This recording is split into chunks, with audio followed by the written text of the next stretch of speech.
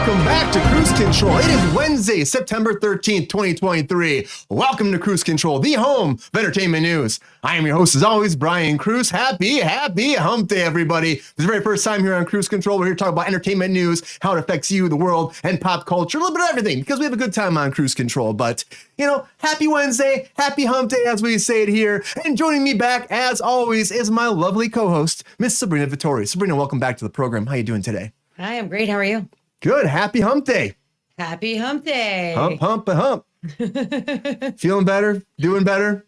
Yes, I am. Thank you for asking. Hey, Ryan. Rough day back. Yeah.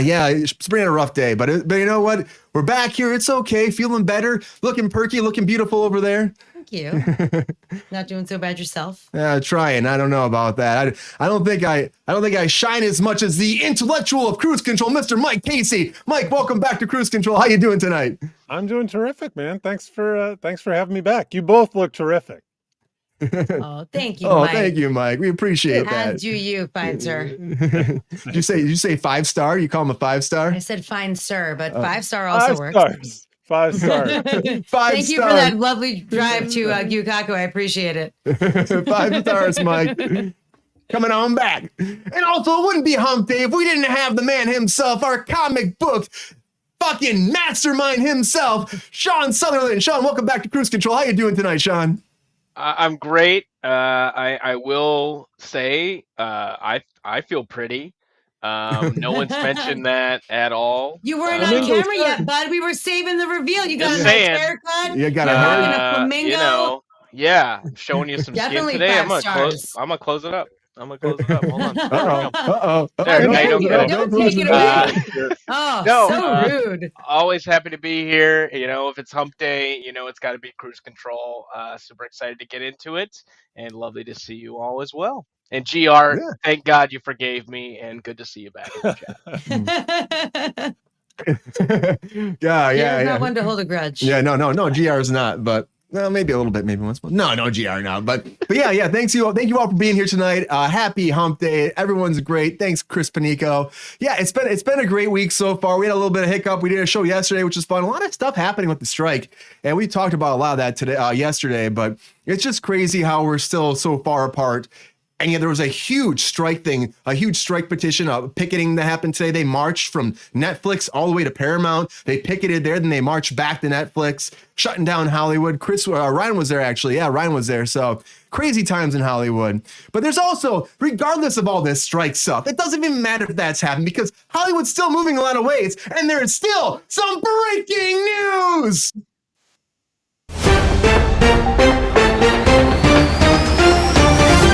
Dive into is a little bit more about like the strike stuff, the union stuff, but more about VFX artists, because we talked about this before. The VFX artists, say that 500 fucking times. The VFX artists from Marvel actually wanted to unionize. They wanted to join IATSE, and now they had a vote, and unanimously, can I say that? Unanimously, they said, yes, we want to join IATSE. So everyone across the board, there were like 50 people that went forward and just said, hey, let's have this vote.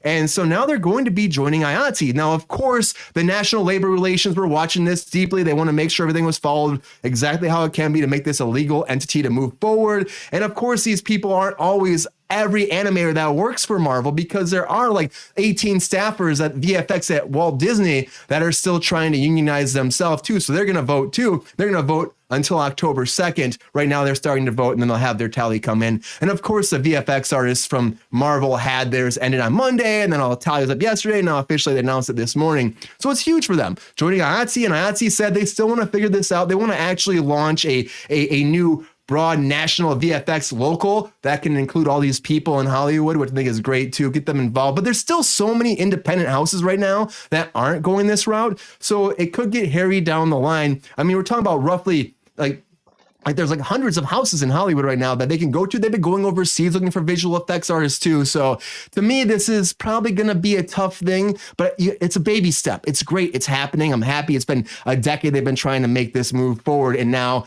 it's happened. The VFX artists are joining IATSE, and it's going to be a great thing for everybody that hasn't had an opportunity moving forward. And speaking of the strike, a lot of people aren't working, and so they're like, how do I get money? Now, the national or the government might officially give them unemployment now. If you're striking and you have applied for unemployment before and you didn't get it because they said you're on strike, now there's a bill going through, and it's going up there to Washington, on Washington Hill. It's going all the way through, and they're going to try to make this move forward. Now, right now, it's going to the Senate, and if it passes that, then it's going to go to Gavin Newsom's desk, but it's moved forward to that point, and if Newsom passes it, bam, you'll be able to get unemployment if you haven't right now, if you've been disqualified based off of these strike regulations. Now, of course, Gavin Newsom, out of all the votes that he's had or the bills that have come across his desk, he only vetoed 169, and he passed over 1,000, or I think close to 1,000. So he normally passes stuff, and I think this is one of those situations where he will pass it for people that need unemployment right now. But yeah, it's crazy times. I can't believe it. It's like that's happening. But something else that actually happened is UFC and WWE officially have merged. It's done. It's over. They're calling it TKO.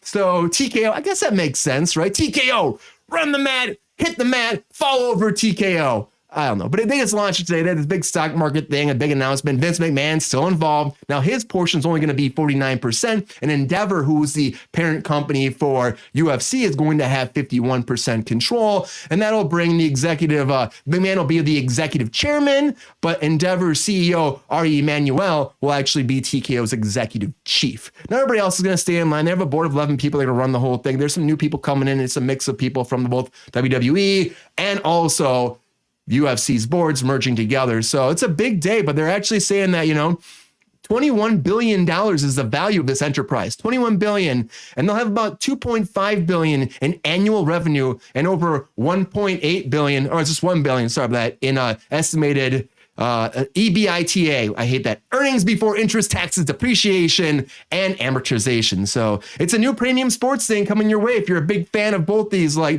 think it's only a good thing, but it's a huge company moving forward. And McMahon had the grapefruits to make this happen. So to me, it's a big one. So isn't UFC real actual sports competition?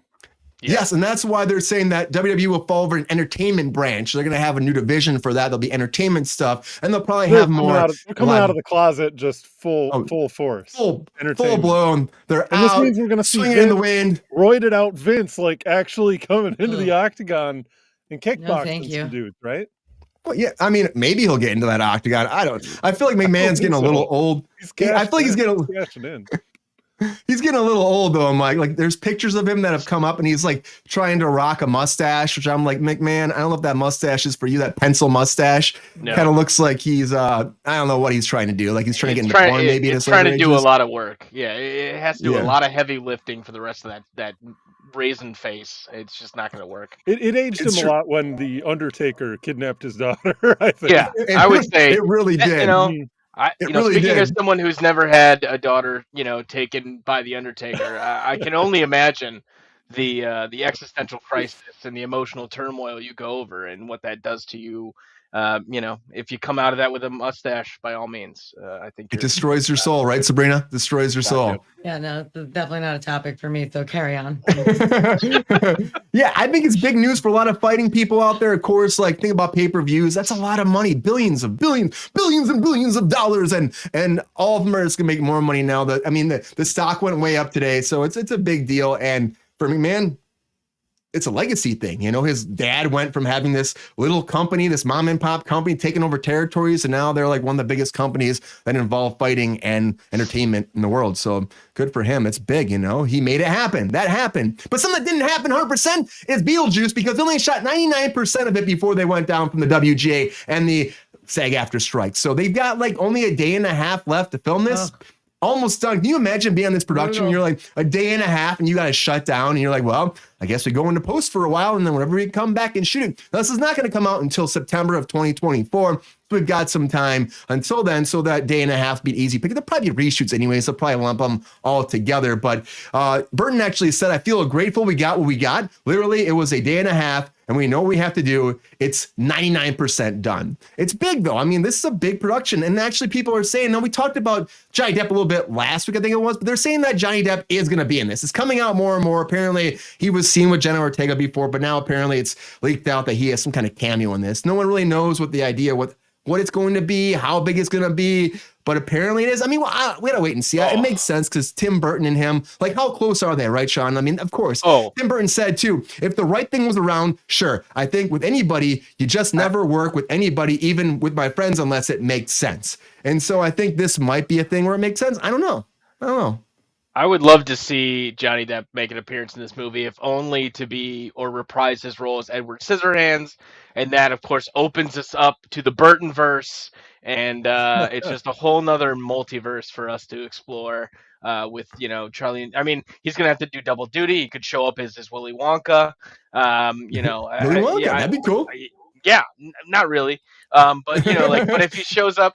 If he shows up as Edward Scissorhands, I think that'd be fucking hilarious. It would fit in the universe. I think it would. It's a character that can exist in Beetlejuice exactly as is, no problem. Yeah, no problem. What was the one? What was the one though? There was one that was dark something. Dark. He was like a vampire. Dark Shadows. Dark Shadows. Played the creepy guy with the white makeup on his face. Which movie? Yeah, was that? Maybe I think that was Dark Shadow. I think that would make more sense if he's in the afterlife, right? Every movie he's ever been in, yeah, and that's why it's amazing that he's going to be in Beetlejuice, because I think one more time we're going to see him with white face paint on his face, which is you just went full Jerry Seinfeld right there, Mike. One more time. What are you saying, Brian?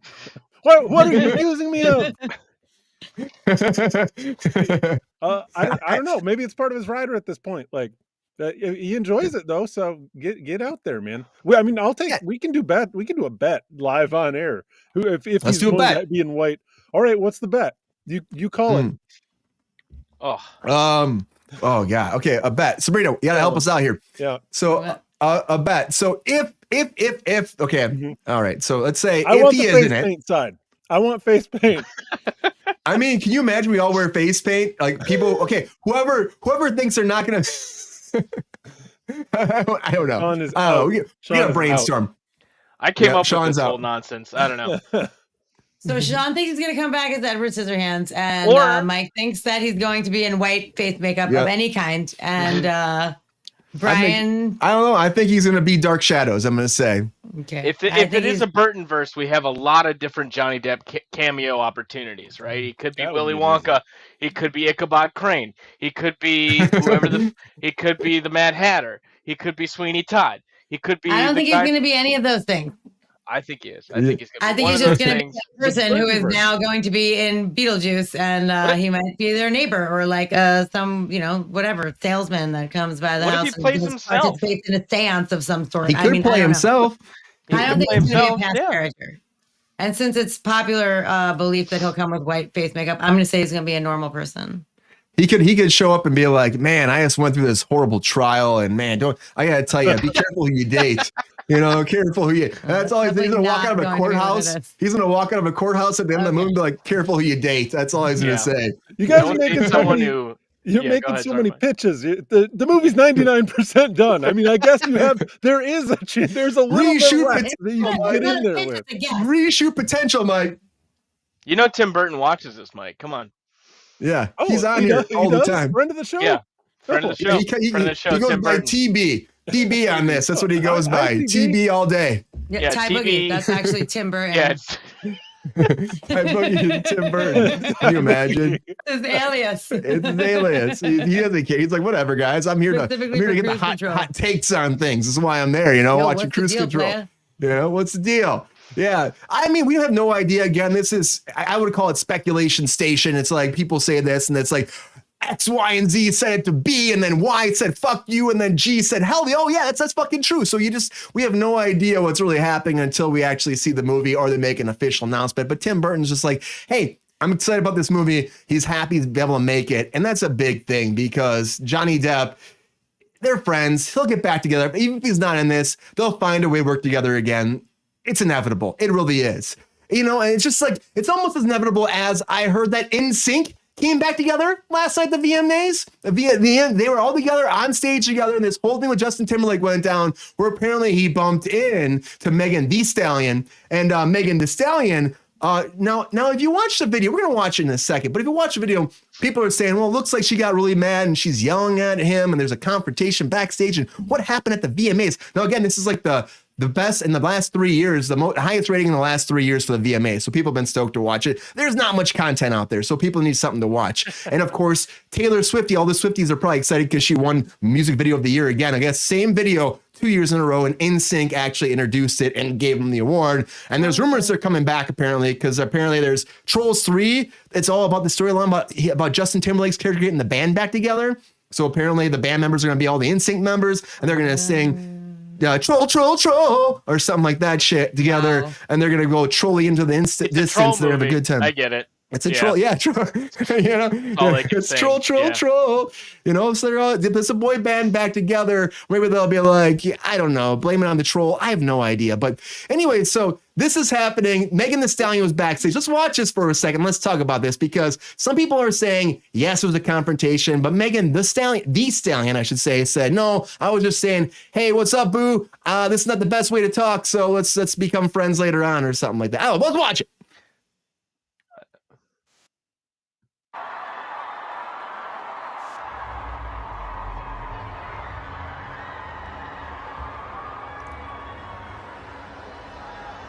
Oh yeah, he's laughing at that. Come on. Yeah. He's over there. Fatone knows. Joey Fatone knows. I think that's Joey Fatone. I don't know who the fuck does not count. That's very quick on the lips. This does not count. This does not count. Yeah, she said, no, we've never met before. It was their first time meeting, and she was super excited, apparently. That's what she said. And that's what, the report came up. I think we should play it again without audio, and Mike and I will do the voices of Megan Thee Stallion and Justin Timberlake. All right, we ready? Yeah. Wait. You're Megan Thee Stallion, right? You're Megan Thee Stallion, and I'm Justin Timberlake. Okay. I'm muting it. Here we go. And action. Oh, hey, this is fun. Oh, hey, Megan, how are you? What, JT? What's that? This does not count. Okay. Okay. This does not count. Okay. Sorry. I'm just. Wow. Not again. We watch it. Wow. Nailed it hard, right? And the Emmy goes too. No prep work. Didn't even have this ready. Shocking. Some Magic Live, guys. Magic Live. Wow. That was super live. So, Sean, I think this is a case of you got something in your head. You're in the middle of doing something, and you're all set, and then you are totally surprised by something else throws you off, and your body language doesn't match how excited you are, and you accidentally come across looking aggressive. I've been married for 12 years. This is what happens on a daily basis. It's just miscommunication. I know when I'm backstage at the VMAs getting my hair did, that I don't want to have JT seeing me at the first time. It's just not the right place. I've got to get in the headspace. I got to go do that tongue thing that everyone loves. And, that's just, I need my space. I need my space right there. And JT should know that. Yep, you should have known that. And then there's a lot of emotions that night, though, right? Because, they're all together again in sync, and they're kind of hinting they're going to do this too. So there's a lot of VMAs. Like, I wasn't really going to cover this, but I saw this. I laughed because it was going nuts on X, and people were talking about it all over the place. But yeah, I think this misunderstanding. I know X going to give it to you. Going to cause that drama. X going to do it. Going to cause drama. X. That's what we're going to do. I'm going to clarify for Ryan. It's not the same video. She won twice in the same category is what he meant. Not the same video. Well, there you go. Same shit, different year. But I mean, it's Taylor Swift. She's fucking rocking it these days. Like I said, they're bringing this stuff back to theaters and making people making so much more for theaters. And on top of that, she's winning awards, and she's great. I mean, it's awesome. I'm happy for Swiftie fans out there too, because it's a big time for them. Sabrina, so you think that this isn't really anything though, right? This is just no. I think a lot of people try to make a mountain out of a molehill, and this is a perfect example. It's ridiculous. People like to speculate and make drama where none exists. So. I believe the stories that there was nothing weird going on there. And it was just misread body language, like Mike said.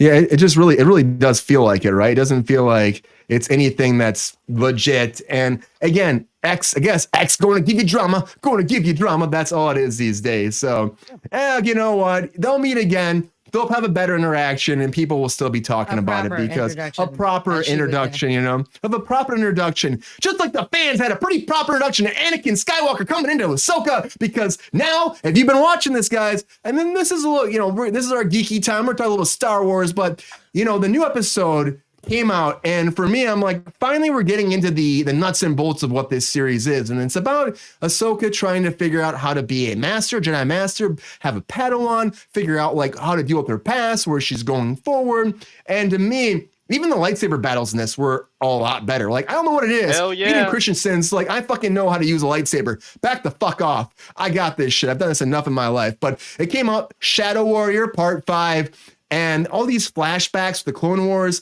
My question came out to me when I was thinking about this, like, will this actually like save Hayden Christensen's whole idea of being like, you know, people said he was bad.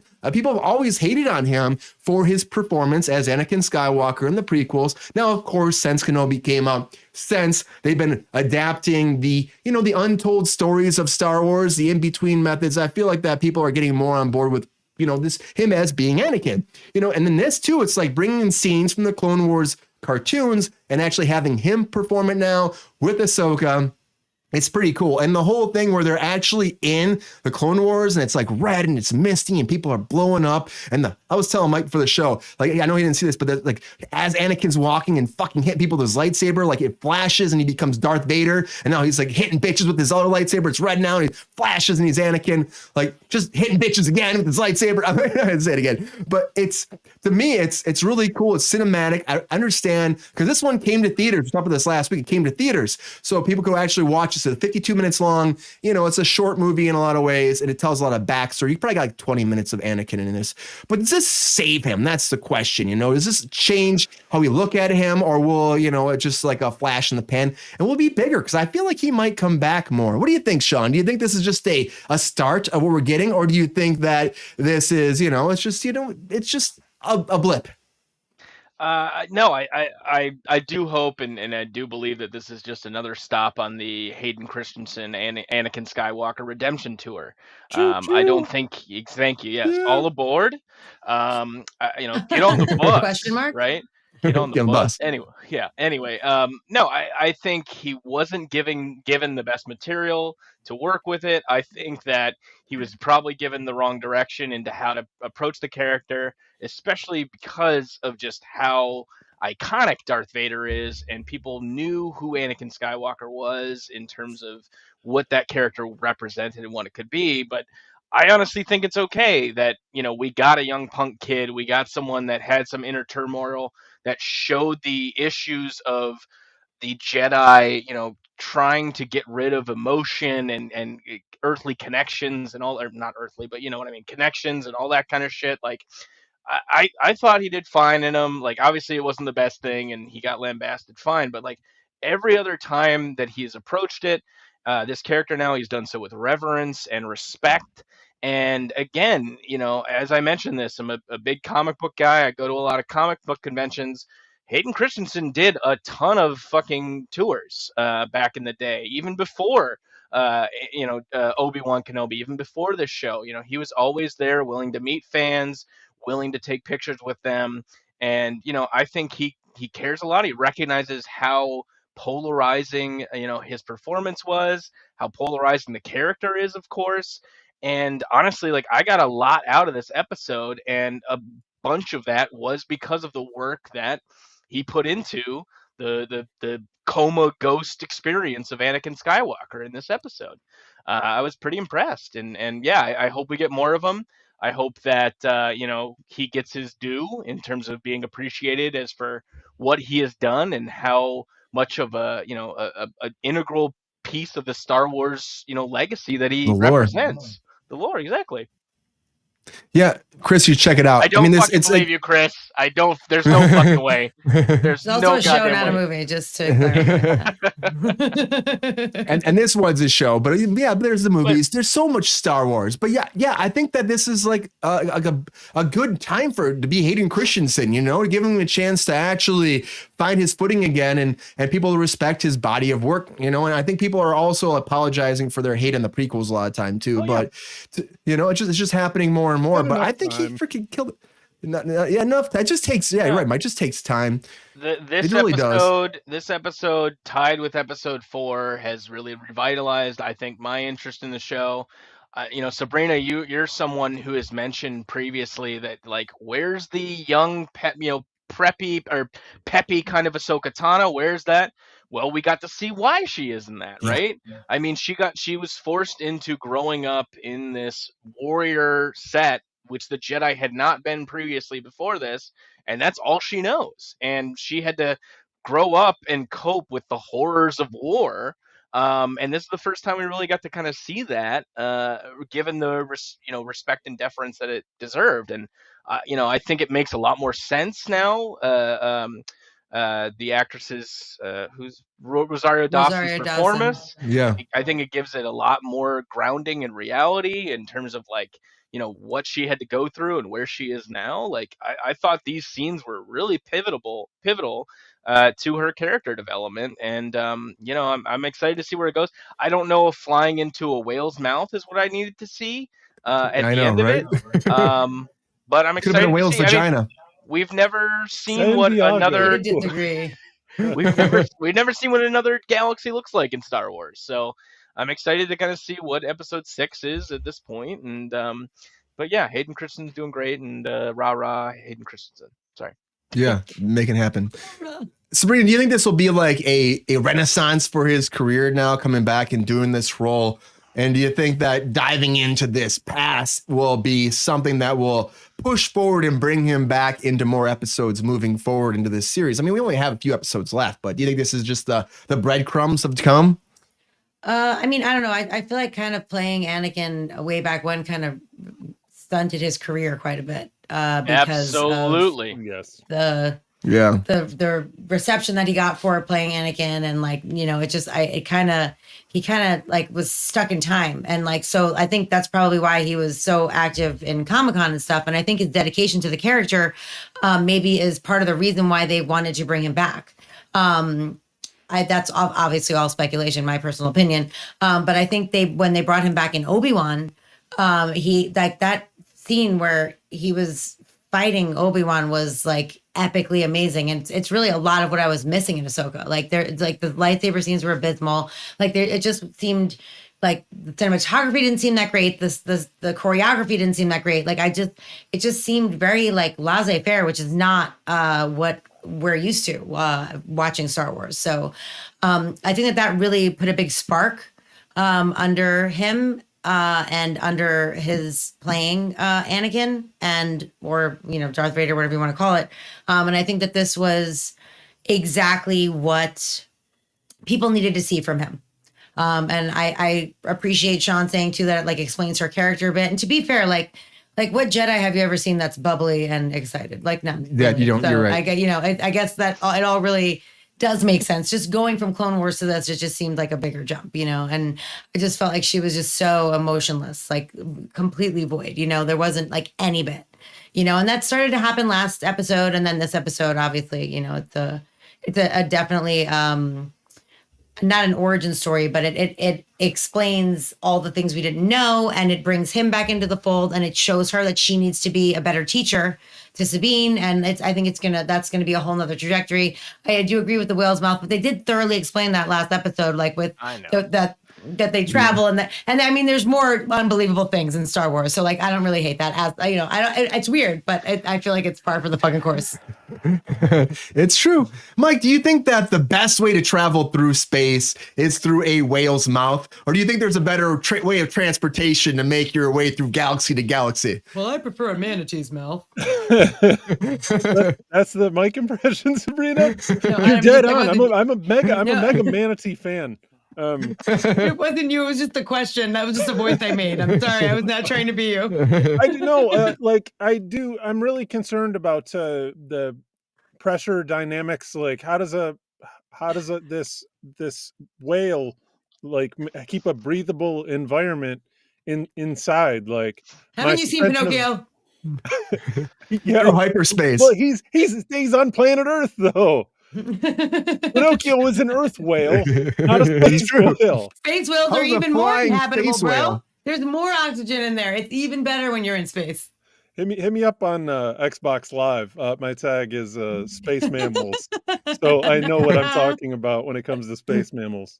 I haven't seen any of this. I've been doing other kinds of outer space piracy all week, like Star Fox, Brian. Oh my God, Star Fox. We're gonna get in trouble. I got in trouble for the space pirate comment pretty bad. Come on, he's not a space pirate. I'm like, sorry. Your friend of the show. Starfields came out, the new game from Bethesda.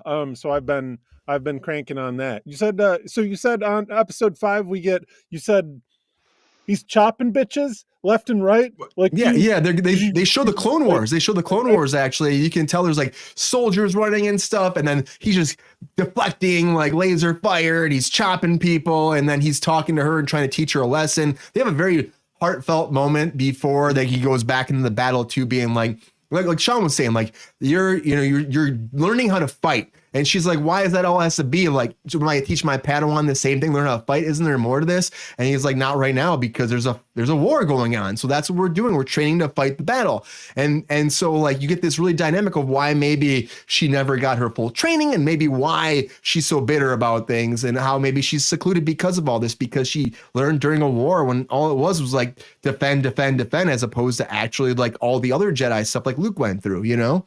So Disney wants to just slow roll on all the hyper action stuff for Darth Vader, because they don't want us to get totally burnt out on it. So I really like that approach, like the mama bird just dripping it onto us little babies in the nest. I appreciate that. But maybe in this episode, he'll chop some of that Canadian away and get some of that American red lightsaber aggression that we need for a Darth Vader character.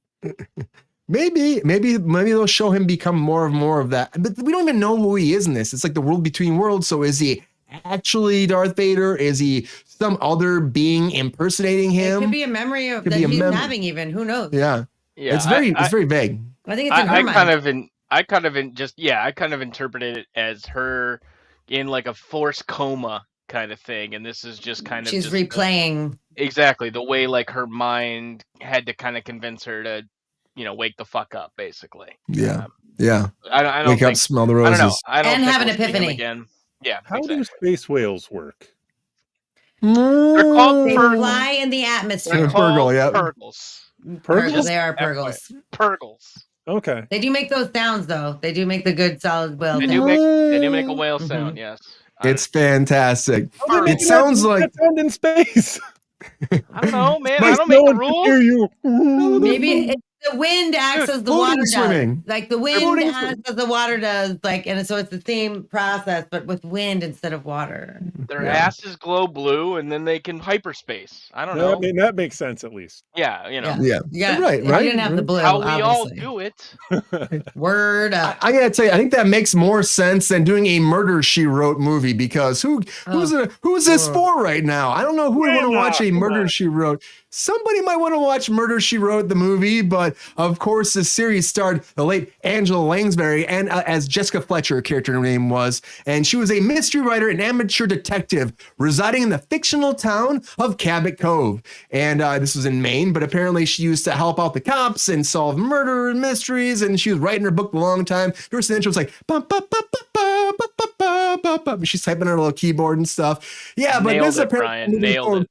Got it. Very good with the impressions. He's like, it's not Friday. I know. Wow. This new feature film, though, is coming from Universal Pictures. And it's, of course, it was a CBS crime drama back in the day. And they did a lot of episodes of this, too. It's like went from like, they had movies from 97 to 2003. So they had spin-off movies, which is kind of nothing. But 84 to 96, the series actually went through. Oh. And I mean, Peter S. Fletcher, Richard Levinson, and William Link wrote this. But yeah, it was a big show. And actually, the writers of Dumb Money are coming in to write this. They apparently got the deal before the strikes went down. They started working on it, and then, of course, stopped writing when the strikes ended up happening. And the screenwriters are just, still moving forward that they're going to make a reboot movie to this. And I don't know if it's going to be like a one-off type deal, if they're going to hope to do more, but it's a weird franchise. It's like when they brought Matlock back and they had Kathy Bates do that too. It's like a weird thing. Like, did people watch that? I guess. Did it come back? Did that even happen? Yeah, they came out. Yeah, it came out. Really? Yeah, Matlock. I don't know. I didn't watch it yet, but I mean, I probably won't. People that are fans of Matlock and Murder, She Wrote are like passing on to the next phase at this point. Oh, hell yeah. Yeah. The next phase of life. The next phase. I'm just like, it doesn't really make sense. I mean, then again, it's just another procedural in a lot of ways. Maybe they'll make it more like psychological or something. Maybe they'll do a different twist on it. Maybe they'll do a younger person that's an author. Who's the age bracket? Like who would you guys cast in this role? Like Helen Mirren. Get in there. No, I feel like they're gonna do it with a younger generation. Judy Dench. I can think of like a Marissa Tomei or somebody like that. She wants to get out of the mom roles though. Wow, No. This isn't a mom. This is a grandma. writer. It's a grandma. An amateur sleuth / writer. Yeah, With the mom busybody, energy, which is tough. Very, very. Marissa Tomei would be great. Honestly, like I think this makes sense with just like the movies that we've gotten this year that are murder mysteries. Like Knives Out has done very well this year. Like that kind of shit. Like. I'm all for this. That Angela kind of Lansbury could get it. I mean, she's wonderful. She could get it. Nice.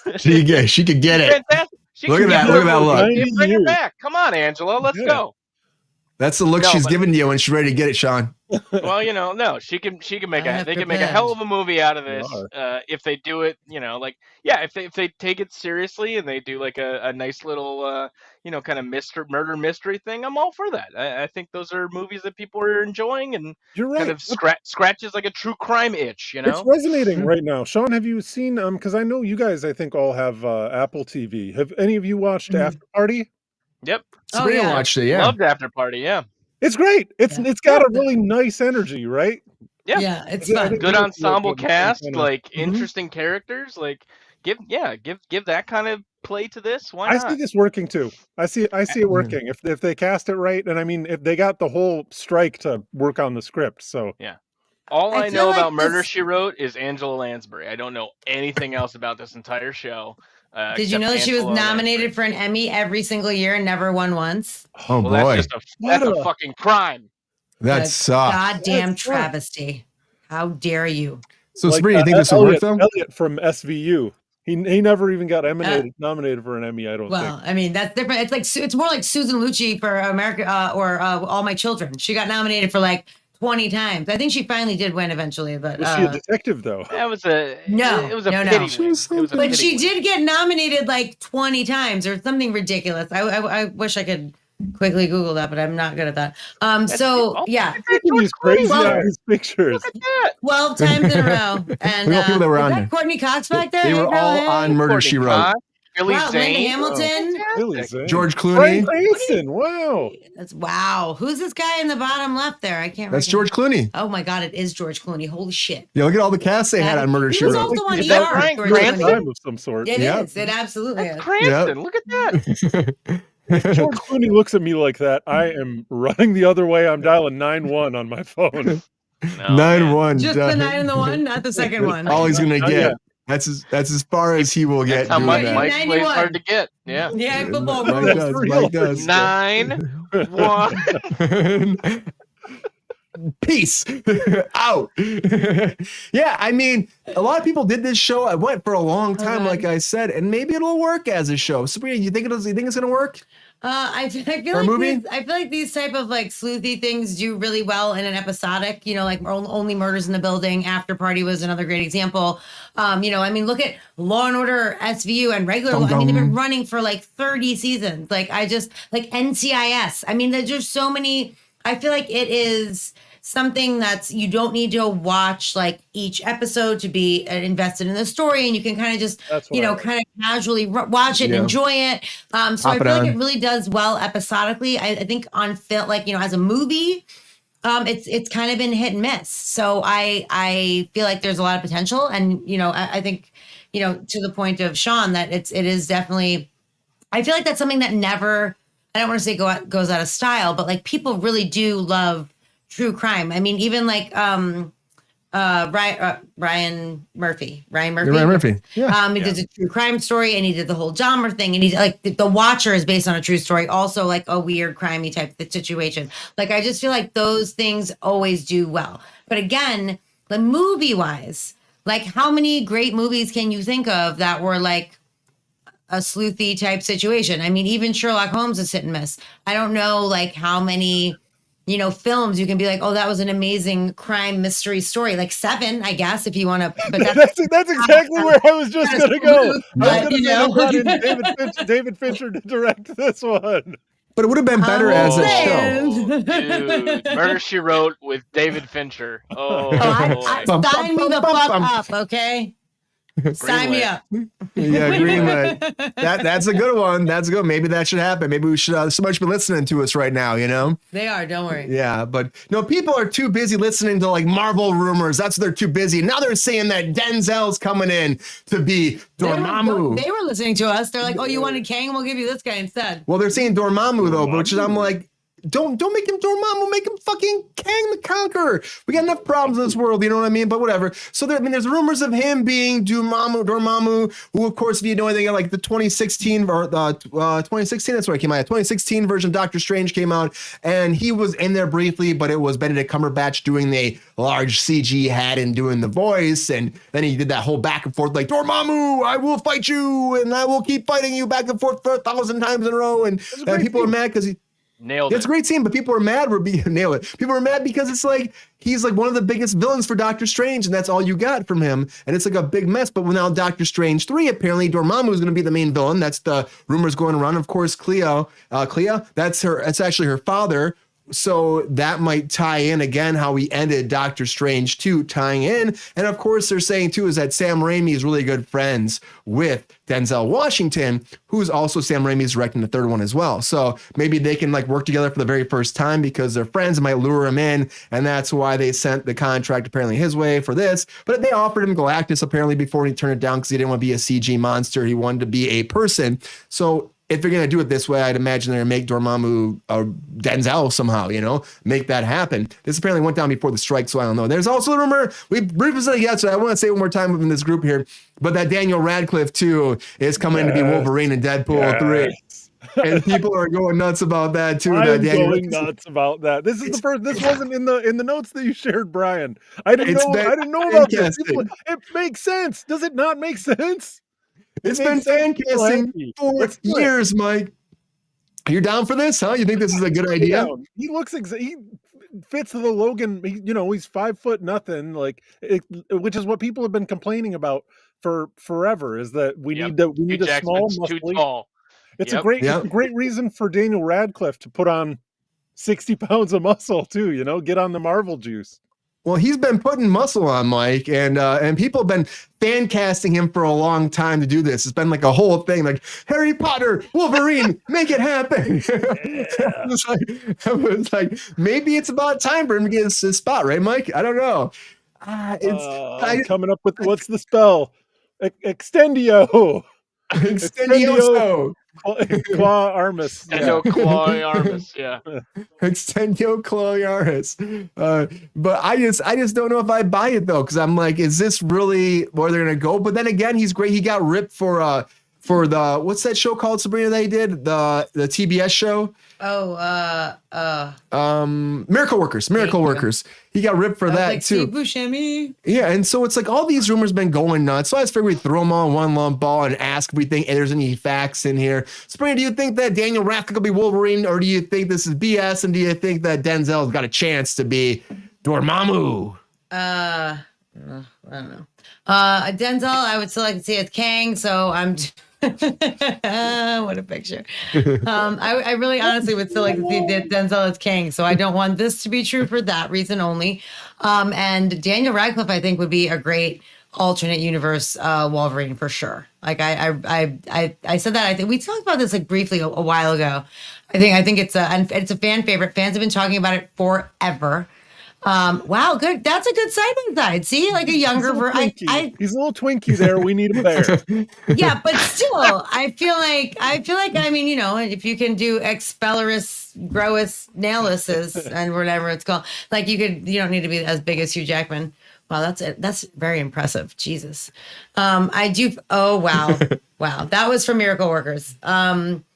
So yeah, I don't know. I would actually like to see Daniel Radcliffe, and I think that Deadpool 3 is a perfect place to pop him in and try it out and see what happens from there. So I don't hate that at all. I'm actually kind of into it. It could be pretty cool. Could be pretty cool. Sean, what do you think? Do you think there's any facts to these rumors? Do you think that Radcliffe, out of all the people for Deadpool 3, you think they're going to bring him in too? And you think Denzel would take Dormammu? I don't know. I'll address the Denzel first. I mean, frankly, if Denzel wants to be involved with the Marvel Universe, give him whatever character he wants and have the writers. It's a writer problem after that, and Disney pay your writers. I don't know if I see Dormammu working. Again, if Denzel's whole issue was he didn't want to be a giant CGI guy, we've already introduced Dormammu as a giant CGI guy, played by Benedict Cumberbatch last time around. So. I don't know how that's going to work. I because think of the whole magic shit, I think he could be in human form very easily. And I think also, Brian, I don't know if you mentioned it, but he's good friends with Sam Raimi. So I think that's, no, he did. Yeah, I would rather see him be like a Mephisto and get the devil involved in the Marvel Universe. That's just finally, he's got that sweet goatee. I mean, hey, you're playing this gift. That's what jumped into my head. But yeah, I see him more as that. And in terms of Daniel yeah, exactly. My money's stuck. And in terms of Daniel Radcliffe being Wolverine, I think it'd be a great cast. I think people want it. I think he can pull it off. I just saw something on Reddit today of him like losing his shit on set of Miracle Workers, and it was like, and the tagline was like going feral, and I was like, that's an interesting use of that word. That's kind of what we used to say happened to Wolverine. So wait, losing his shit, like not being nice, like was that? Where was that? No. He basically was like pumping himself up, and then like let out this bestial rage and tore his shirt off, tore his pants off, and for the show. Okay, doing a he wasn't. He wasn't so nice. I'm like, why would he do that? Doesn't seem characteristic. Yeah, no. He wasn't pulling a Patrick. Yeah, exactly. He wasn't pulling a Patrick Bateman or any of that shit. He was just pulling his. Yeah, but no. Anyway, if these two are involved, fantastic. If they're not, also fantastic. Speculation Nation. That's where we're at. So that's a cool episode. That's what you should have called the episode. Speculation Nation. You're right, Kevin Davis. One of the most anticipated films, especially 100%. Because they had to shut down. They're pushing it again. Hey, people are going nuts about it. Mike, you said Daniel Radcliffe. Do you think that Denzel would do this? You think that he'd come in and play this role? Again, CG monster. They always say he's not going to do a CG monster. Do you think this is right for him then? Or do you think they'll just morph the character and make it work for him? Sabrina's 100% right. I think once you're a wizard, like you can be a giant galaxy destroyer, or you can be a tiny little elf with bells on your shoes. Like as long as you're friends with Sam Raimi, he's gonna make it happen. So yeah, I see him. I see him coming in. Unlike Radcliffe, which might be wishful thinking that I just really hope is true. Oh wait, let's see. He's doing King Kong ain't got shit on me. That's what Dormammu Jr. said. I didn't know you like to get wet, Dr. Strange. Ryan, that's a shout out to you in this meme here. Yep, there's you every Friday. Denzel having a good time. With the handle. Yeah, that's how he walks around. He just walks around with a handle. Yeah, that's kind of his thing. I'm not even mad. I'm impressed. It's kind of his thing. But these are all rumors again. And, I can see Daniel Radcliffe, like you're saying. I think it might be fun because, again, he is shorter, fit into that universe, wrap him around Hugh Jackman, have him be like his mentor. Maybe it's two universes combining. But they're saying that Hugh Jackman's going to come in to be in the Secret Wars stuff. And So I don't really know. I guess we'll see. Only time will tell. These are just rumors. And I'm excited about it. I'm just excited about it. I'm kind of excited about Slayers too. A Buffyverse audio podcast coming out, an audio series. If you're a Buffy fan, like I wasn't a Buffy fan when I first started watching. I'm a fan of Spike though. He's a great character on this. If you ever watched the Buffy series, great fucking job, Spike. But they're doing an audio series continuing 20 years after the end of Buffy the Vampire Slayer. Now, of course, they had the whole Angel thing that took place in Los Angeles. And it seems like this kind of falls in line with Angel more than Buffy because Spike went to Los Angeles. He joined up with Angel, and then Cordelia was there, and apparently it's going to be Cordelia and Spike working together. All the actors are coming back from that. They're able to voice over the same characters, which is great because if you're going to do it, you got to do it right? Bring people back. But this is it's called Slayers, a Buffyverse story. It takes place 20 years, like I said, after the events of the series finale and follows everyone's favorite sarcastic vampire Spike, James Marsters, which is coming back, and Charisma Carpenter, Anthony Heed's in this, Juliet Landau, Emma Caulfield, Amber Benson's coming back. Of course, she is, James Charles Leary, and Danny Strong. They're all returning. And the whole thing, here's the whole premise, where he is convinced, Spike is convinced that there's a darkness that's back in the evil ways, but his cover is compromised by a 16-year-old Indria Nunnally, who Spike finds up and starts raising as a baby, and she becomes a Slayer, and he's trying to find a watcher for her, trying to find a watcher for her, and he finds out that the universe has changed and Buffy was never the vampire slayer, but Cordelia's always been the vampire slayer. So there's like some weird multiverse twisting shit happening here, and it ends up being where Buffy is gone and Spike's trying to bring back the past and figure out what happened to the universe because the darkness influenced it. So to me, it's kind of cool. If you're a Buffy fan, there's a lot of Buffy fans out there. Of course, Joss Whedon had a lot of drama that came out with how he was treating people on set. People hate Joss Whedon now these days, of course. I mean, fucking some of the shit you hear, you're like, fuck me. But, that's a different time, different place. Hopefully he's not involved with this. That's all I can say. All right. Like, fuck me. Okay. Yeah, okay. Farting. Breaking wind. Hey, what's up, Goldie? But so this is coming out October 12th, 2023. It's all done in the audio series.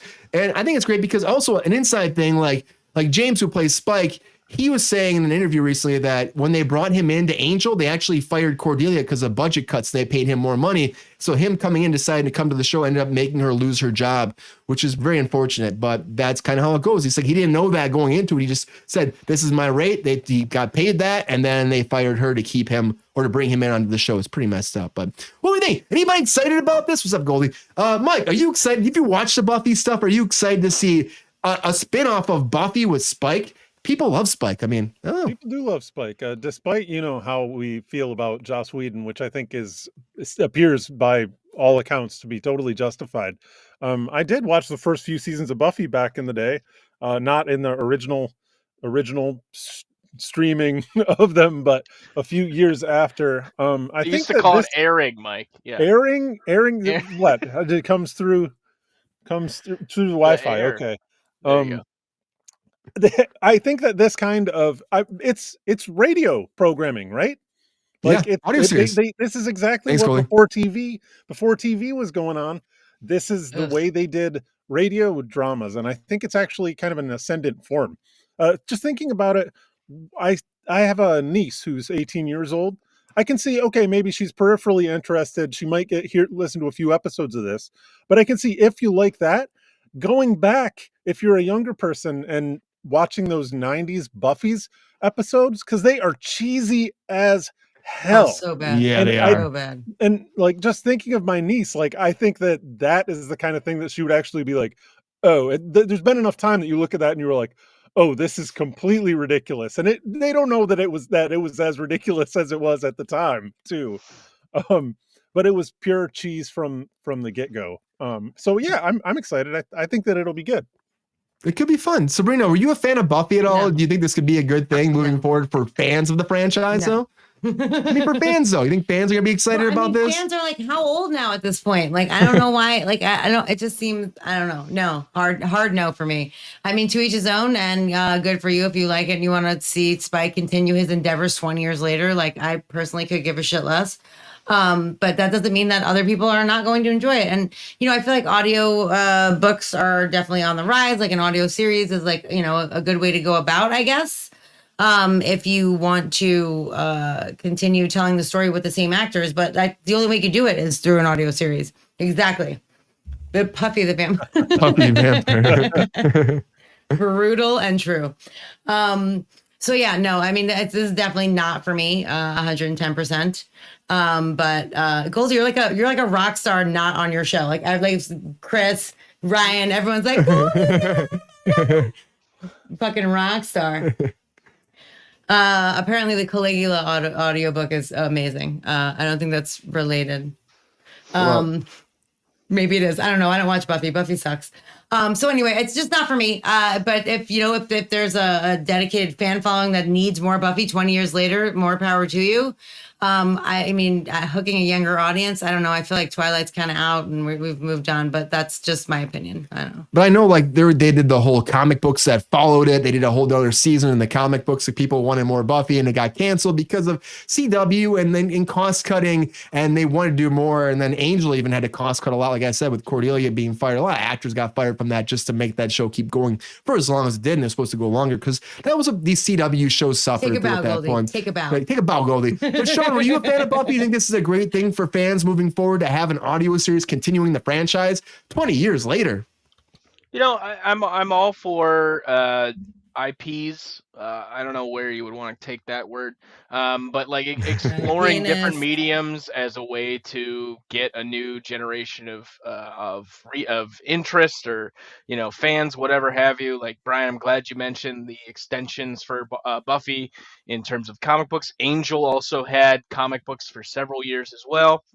I actually watched a lot more Angel than I did Buffy. We're not going to examine why that is.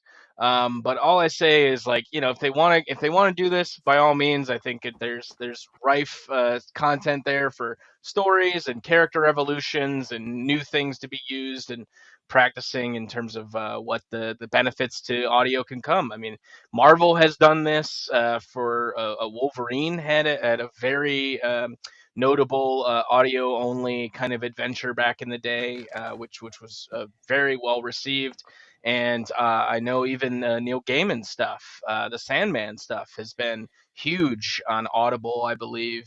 So yeah, I'm all for this. I don't know if I'll care enough to pay attention to it. I know that after my wife and I finish a Doctor Who watch, we are going to go back and watch Buffy. So maybe I'll get into it then. But I think we're probably 4 or 5 years away from finishing Doctor Who. Okay. There's a lot of it. Check with me in Charmed. half a decade. Yeah. There's Charmed. Isn't it that type of like cringeworthy like shit nowadays? Like rewatching Charmed like would be like rewatching Buffy. I mean, I watched Buffy like 14 years ago when I first I have watched no it. idea. I never watched Charmed.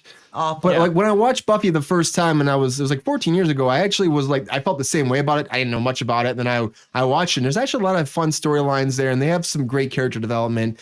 But overall, I think it's better than Charmed. I think it is.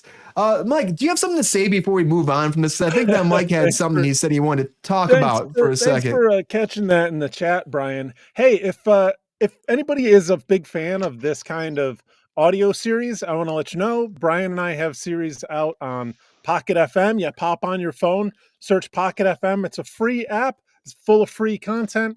I've got a couple of series in there, All That Glitters and Lightning is the Only Way.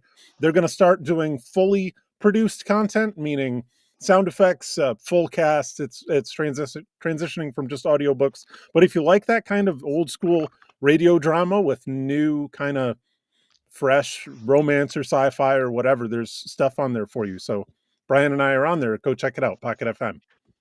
Check it out. They're actually got a lot of great content. And like Mike's saying, they're advancing further and further into the future. There's a lot of great stuff coming. I love the idea of them doing the audio series like this. It's pretty amazing. Like making it like a live action play. That's the way to do it. And have different talents come in and play different parts. And Pocket FM is great. They really are. They're a great company. So that's a light little pitch for you. I got the email yesterday. I didn't get picked up for any series of this most recent pass, but I got a chance for this next pass. We'll see. They keep churning out content. It's coming, Mike. I guarantee it. Here's hoping. Yep.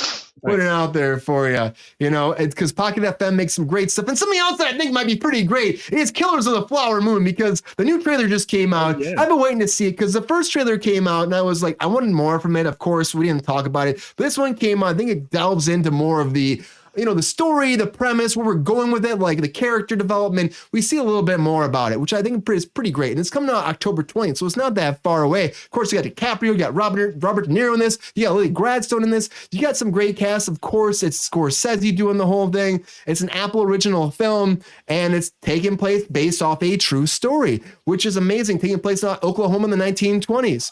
And of course, we talked about it multiple times in the show. So I think that at this point, we just got to watch the trailer for ourselves. And then we'll dive into it. So here's the trailer for Killers of the Flower Moon. Okay, I'll be Megan Thee Stallion, Sean. You can be Robert De Okay. Niro. Whose land is this? My land. Well, our war hero has arrived. You made a good choice coming back here. Osage are the finest, wealthiest, and most beautiful people on God's earth. They outsmarted everybody. They have the say who gets the oil. Son, I got a question. You like women? That's my weakness. Well, we mix these families together, and that estate money flows the right direction. It'll come to us. Shomikasi. That's how you are. I don't know what you said, but it must have been Indian for handsome devil.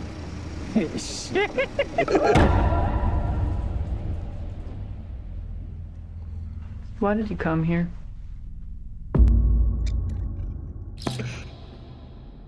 I work with my uncle. He's still that kid from You're Growing scared Pains. of him? Oh, he's the nicest man in the world. The Osage, their time is over. We got to take back control of our home. I was sent down from Washington, D.C. to see about these murders.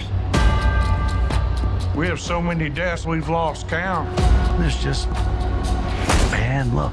Seems more like an epidemic than bad luck to me. Osage is dying by the enemy.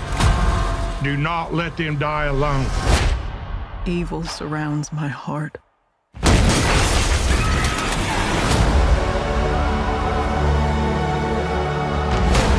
You gotta pick a side.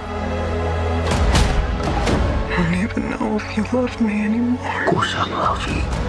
And kill these men who killed my family. Did your wife say who she was most afraid of?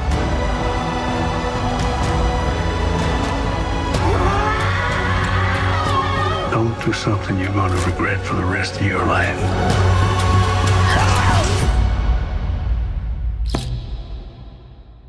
I ain't got nothing but regret. Chills. I know, and the thing is, based off a true story where they're actually stealing land from Native Americans and marrying them and then murdering them when they couldn't get the land because they wanted the money. It's an insane story that they actually brought to the screen. And Scorsese has like a 4-hour cut of this apparently that he wants to show people. I mean, you can't release a 4-hour cut, I don't think, honestly. They're releasing a 3.5-hour cut, so I really don't see what the point is about another 30 minutes. Yeah, but I mean, fuck, it's a very powerful trailer if you ask me. I think the idea of it's amazing. The acting looks great, and I don't know if it's gonna be DiCaprio's like best performance ever, but it's pretty fucking solid. But I love me some DiCaprio, so yeah, he's a good guy from the show. You got to fight that. You got to fight that one reviewer then who said it was his best one. You know. Yeah, I know. I'm fucking take him down. It might be. I haven't seen it yet. It might be. Sabrina, you know the backstory. What do you think? Do you think this is a great representation of what we know about the story? And of course, it's based off a novel, based off a true story, or do you think that it doesn't seem like it hits for you? No, I think that things like this in our history need to be brought to light. And I think oftentimes we try to hide the things that we did that are fucked up and terrible. And I know that this is like a specific family, like not necessarily like people as a race, but I think that I'm glad that he is bringing the story to light, because I would say 99% of Americans don't know this happened. They don't know this existed, you know? So I think that it's admirable. And, you know, I think if someone can do it justice, it would be Martin Scorsese. I read an article that he had rewritten it or started rewriting it after he realized he was writing it like about like the FBI, because this basically is like the birth of the FBI also. Like this is like one of the first cases of the FBI. So in addition to it being this horrifying story where this basically family tried to like move in through marriage and other things to legally take hold of, you know, these Native Americans' land, it is also, you know, the birth. It was like, it's basically these people just started systematically dying, and you know, it was all in an effort to gain the deed to the property so that they could have control of oil. But in the same turn, it was the birth of the FBI, pretty much. So there was two sides to the story, and he was initially telling it from the FBI kind of standpoint. And Jesse Plemons' character was actually supposed to be Leonardo DiCaprio's character. However, once he started reworking it and wanted to tell it really from the indigenous people's side as opposed to from the white man's side, then Leonardo DiCaprio switched roles and played the person who marries her. And then Jesse Plemons took the FBI role there. So that's really yeah, I didn't cool, know that. right? That's amazing. So I feel like it was done well, and Lily Gladstone is, you know, she is a Native American, and she's very proud of her work there. And I don't think it's just because she's in it. I think she's proud of the justice that it was done to her people and the way that the story was told. So that gives me a lot of hope. It opened in Cannes to a full-on standing ovation and like huge accolades. Everyone has reviewed it amazingly. So I have very, very high hopes. I think it's going to be spectacular.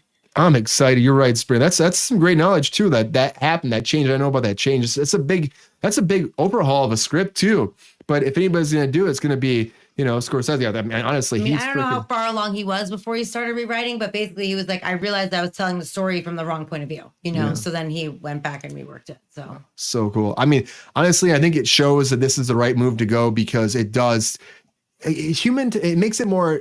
It humanizes it more, and it also makes it like about the right part of the story, because there's a lot of people that were hurt and affected, and it's showing their story as opposed to the FBI. I mean, I could see him doing an FBI movie. That seems like something that's totally that he would do, and this seems very different from his normal type of movies.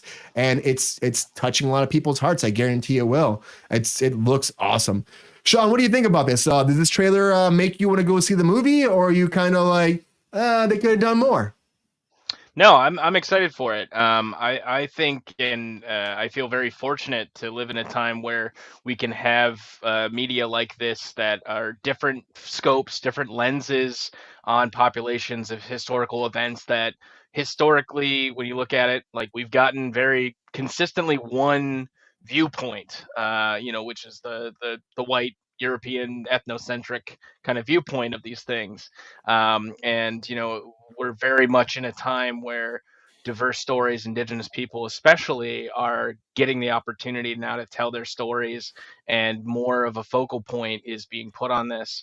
I look toward even, how amazing it was when the show Watchmen taught us about Black Wall Street, right? Yep. And like all these other times, like this is just another opportunity to tell a story that we have been shielded from or shamed of as a people. And I think it's wonderful that we're starting to tell more stories of being honest about ourselves and our history. And it just looks fantastic, honestly. I'll go see this as many times as it takes. Yeah, and it's to be a limited release, and it'll be out to Apple TV. So it's one of those things too. So hopefully get a chance to see it in theaters before it switches over. I don't know if they're going to release it. Like, I think they're going to let it go for a little bit, limited release, and then go to theater, or then go to Apple TV. Which will they do? It's usually a very quick turnaround that way. But Mike, what do you think? You saw the trailer? Do you feel the same way? Are you feeling that Scorsese's going down the right road doing this, or do you feel like this is like a genre maybe he should be doing more of? I'm having all kinds of feelings when I watch the trailer and when I listen to you guys. Sean, to provide a counterpoint to what you're saying, which is true, that there's growing exposure of multiplicity of viewpoints in our society, which is a great thing. I want to also remind you that we're rapidly descending into a horrifying dystopia where this kind of alternative viewpoint is being labeled as critical race theory. Yep. And we're being taught that the benefits, all the skills that the slaves got from their enslavement. Like, it's scary that there's two Americas like that. So that counterpoint made as aptly as I could make it. Yeah, man, Scorsese, like, working with this guy has to be a finely tuned machine at this point. Like, the visual style that he brings to stuff is just butter at this point. And for an old ass guy, like, he's still cranking them out. So I think he just knows what he wants. He's got a team that can just fire him out. And Moose, I haven't always been the biggest fan of DiCaprio. I think his skills are growing. I think he's becoming a more subtle actor. So despite the fact that he looks like Boner from Growing Pains, is that who he played? Boner. Boner. Maybe his name was Boner. No, one of the neighbor kids was Boner. I'm not sure if he was. He's looking more like Jack Nicholson the older he gets too. I think more like Jack. I don't know if it's the lifestyle he lives, but I see Jack. Like, he's like the Jack style. De Niro mentioned the ladies, and DiCaprio was like, "Oh, you got me." He broke character there for a second. He does love the ladies, but I worked of a certain age only. Yes, so let's remember that. Let's put that out there. It's going to be a 7-hour movie. Like, we're going to watch the whole thing, like The Irishman. Like, it looks like they put the exact same filters over it, and then sometimes there's a burning building down, so we get the night orange yellow filter. The night orange, yeah. I mean, these two work so good together. His character name was Luke Brower. All right, Luke Brower. Okay. He was not Boner. Boner was the other guy. Okay, Boner's the other guy. He was not a boner. He was a Brower, not a boner. Okay, well, Brower, not a boner. Put that to rest. Put that on a t-shirt. Put that Brower, not boner. Put the boner to rest.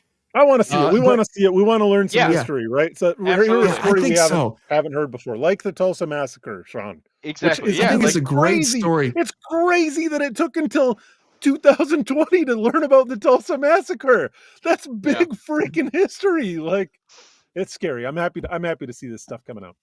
Yeah, absolutely. I'm shocked it took this long. I'm really shocked it took this long. But then that's kind of the way the business is sometimes. People don't want to touch upon certain stories. But I think that diving, like Sabrina was saying before, the fact that they changed the whole story, it makes it even more impactful. We're going there. I feel like if you would have gone the FBI route, it would have been kind of like the soft way of doing it. We're focusing business as usual, as opposed to actually making an impact and leaving a story on the table that is actually inspirational and makes us think for a second, because people forget about that all the time, like forget about their history, but like this should happen. Bad things happen in the past. Let's tell the story, remember it, and then honor people that went through shit that they shouldn't have, so that one day it doesn't repeat itself. Exactly, right? Yeah, we don't want history to repeat itself. And so the better that we are exposed to it and understand the ill-gotten gains and mistakes of the past, then hopefully we've grown as a society enough, as Mike alluded to, two Americas, unfortunately. But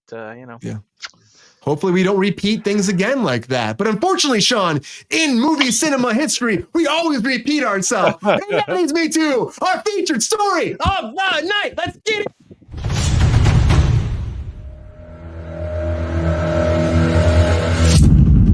Talking about reboots, reshoots, redos, redones, redids, rehash, reboot, reboot, babaloo, reboots.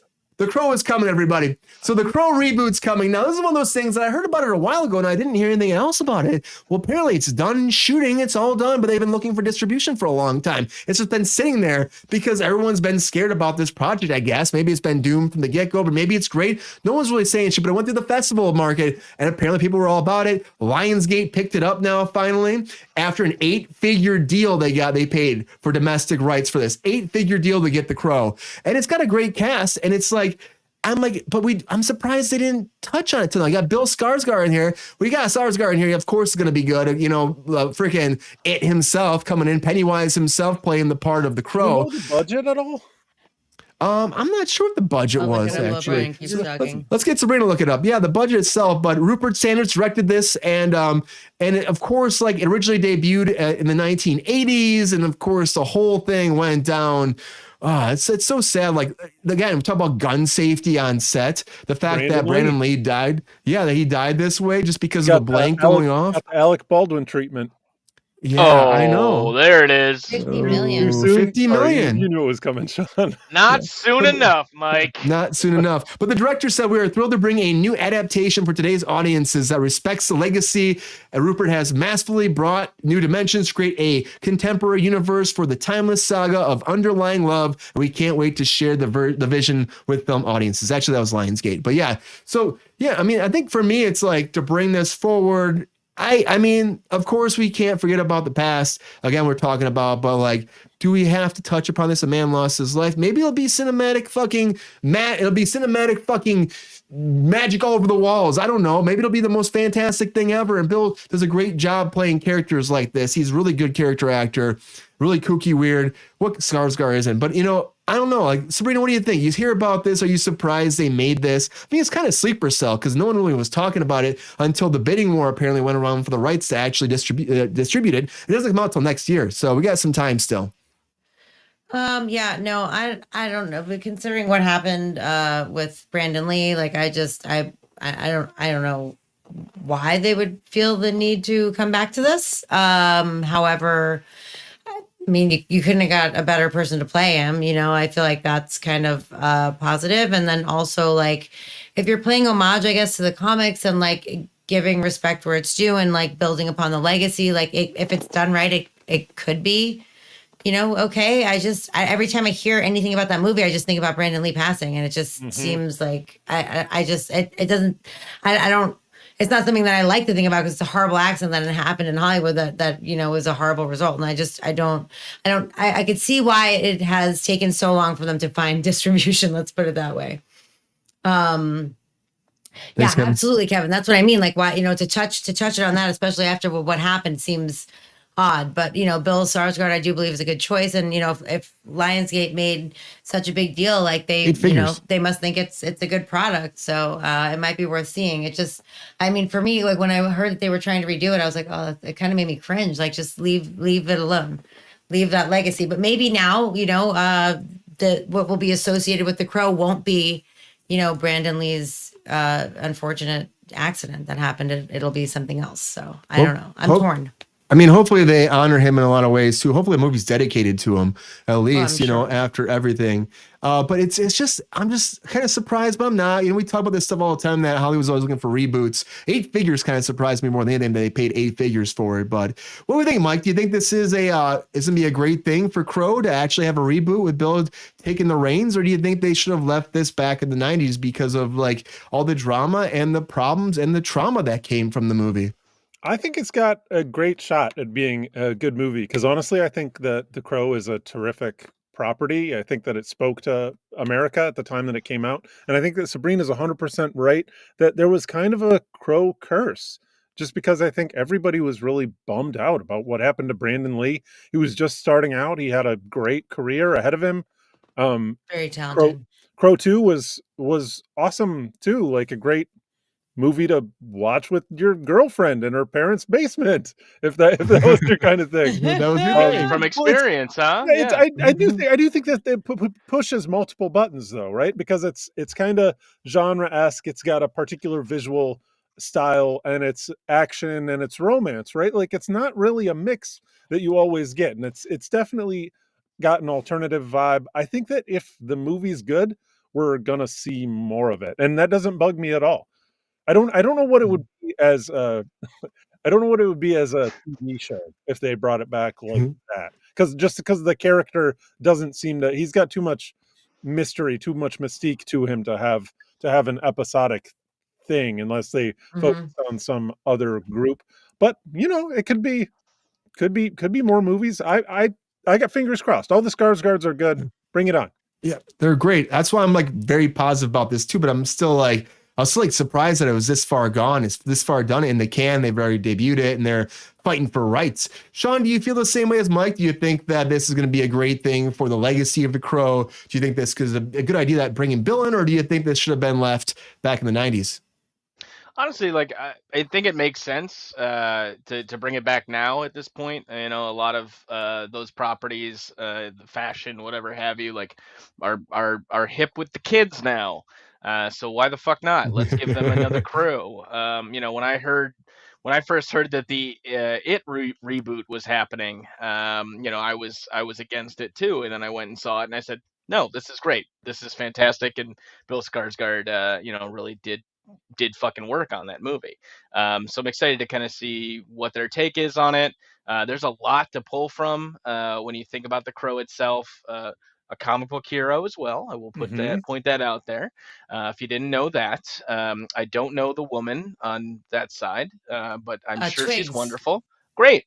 Maybe Edward Scissorhands will make an appearance. He would fit along in this universe too. Fit it right into the Burton verse, and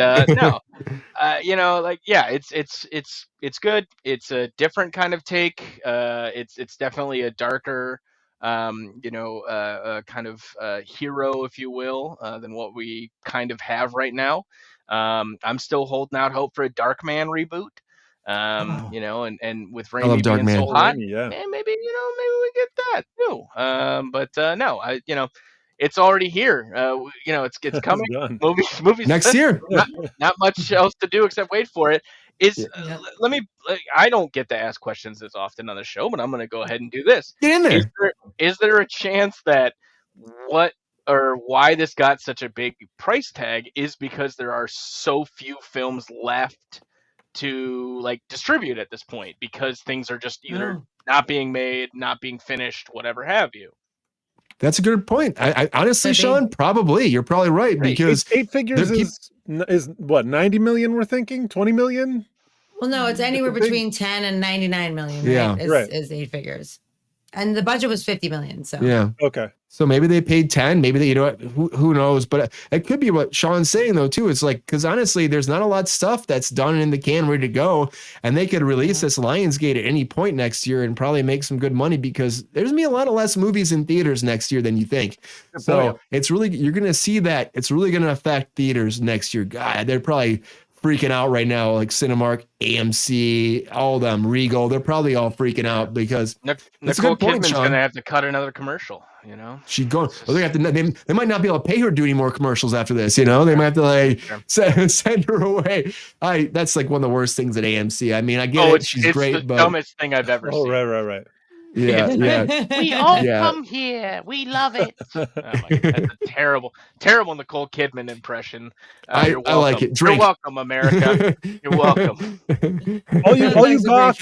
All you goths out there, all you emos, get out to the theaters and go see one of the originals, the guy that made it happen, who put kids in white face paint, who put Edward Scissorhands in your high school, because he's coming back to a silver screen near you. Make it happen. But The Crow, everybody. Next year. Not now. Sean made a great point, but The Crow is going to be coming out next year. They haven't made an official announced date when. They just said 2024. This is done. It's in the can. It's happening. We're going to get us a reboot to this. Hopefully it's good, and I think we agree it probably will be. I mean, things can't be jinxed forever, and hopefully it pays a good homage to Lee's career and everything that he went through to make that movie come out and to make that something great. And it's a tragedy that we'll always remember in Hollywood, and hopefully that stuff stops. And, all we can do is have more fighting on set for protecting people and putting out precautions and actually being safe on set.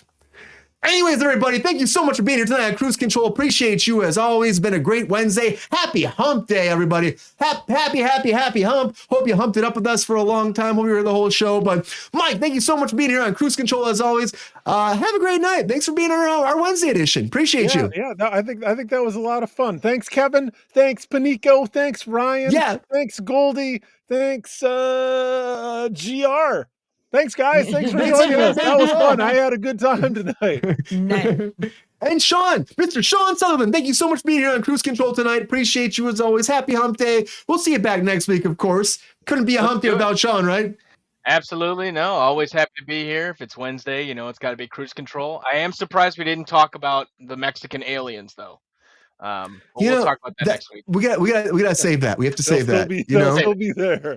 They'll still be there. They're mummified. They're not going anywhere. Make people wonder. Sabrina, thank you so much for being here on Kruse Control. As always, appreciate you, my lovely co-host, Miss Sabrina Vittori, everybody. Thank you so much. Ryan didn't realize you said Kevin first. We gave Kevin a shout out too, bro. Yeah, Kevin. Right off Friend the of the show. Thank you, Ryan. All the way back up. Friend of the show, Kevin. Thank you so much.